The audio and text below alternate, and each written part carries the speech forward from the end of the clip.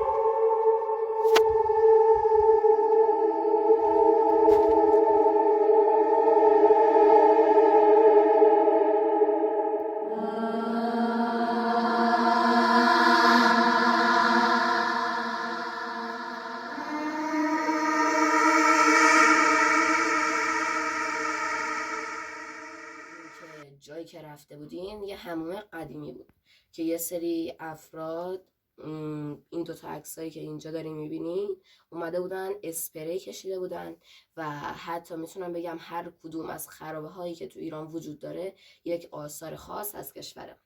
لطفاً این کارو انجام ندید. بریم برای داستان اول. اون ویدیویی که شما دیدین همون مربوط به 1000 سال پیش ساخته شده بوده، یه چیزی به 1000 سال پیش نزدیک که تا 100 سال یا 50 سال پیش هم داشته هنوز کار میکرد، هنوز مردم میرفتن توش و همون میکرد. و بعد حدود 100 سال پیش پدر بزرگ یکی از افرادی که اینجا بوده اونجا یه جن رو مشاهده میکنه. جن به اون میگه که تو به هیچ کسی نگو که منو دیدی، منم به جاش هر چیزی که میخوای در ازاش بهت میدم. ولی اون فرد یه کار اشتباهی میکنه، اینه که فقط میره به دوستش میگه. وقتی به دوستش میگه بعدش روز بعدش که میره همون کاملا خالی بوده. دلیلش مشخص نیست ولی همون کاملا خالی بوده. وقتی میره تو همون هیچ کسی نمیدونه چه اتفاقایی افتادن اون بر. ولی بعد رفتن دیدن که فرد همونجا مرده و اینجا جای جالب داستانه که بعضیا میگن به خاطر مثلا بخار بوده، یه چیز علمی حساب میکنن اینو. بعضی هم دارن اینو میگن که یک جن این کارو کرده، چون که لو رفته یه جن این کارو کرده و درصد واقعیتش حدود 70%. و الانم قبر پسرش توی امامزاده اینجا هستش، اگه شد توی ویدیو بهتون نشون میدیم. توی داستان دوم مربوط به همون مرد و همون قدیمی. توی این داستان با اون داستان میگن که علت مرگ اون بنده خدا به علت همین دوتا، به علت این دوتا داستان رو توی اون علت مرگش. داستان یه روز که عروسی بوده پا میشن، این بنده خدا سر کار بود. وقتی که برمیگرده غروب بوده، هیچ کس داخل اون حموم نبوده. میره حموم میکنه، خب بره حموم، نمیدونم یکی صدا میزنه که یکی بیاد کمر منو کیسه بکشه. دفعه یکی شروع میکنه به کیسه کشیدنش، پا میشه کیسه میکشه، کیسه میکشه. وقتی میخواد کارش تمام میشه میاد ازش تشکر کنه، برمیاره میگه هیچ کس پشتش نیست و یه جای سم روی گل رو زمین مونده. میره جلو در، یه فردی رو میبینه، میگه که آقا یکی رو من دیدم تمام من کیسه کشید سم داشت. پاشو نشون میده، میگه اینو من. همونجا اون بنده خدا سکته میکنه، هم عروسی رو به هم میزنه هم خودش کشته میشه. و اینم از داستان دوم. داستان‌ها هر کدومش شاید، هر دوتا شاید غلط باشه، هر دوتاشم شاید راست باشه. هیچ کس از واقعیت داشتن این داستانا با خبر. این دو داستان تموم شد. حتما اگه از ویدیو خوشتون اومد لایک کنین، سابسکرایب کنین و دکمه زنگوله رو فعال کنین.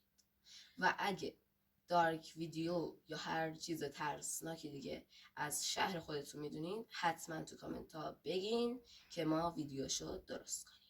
خدا دارک تئوری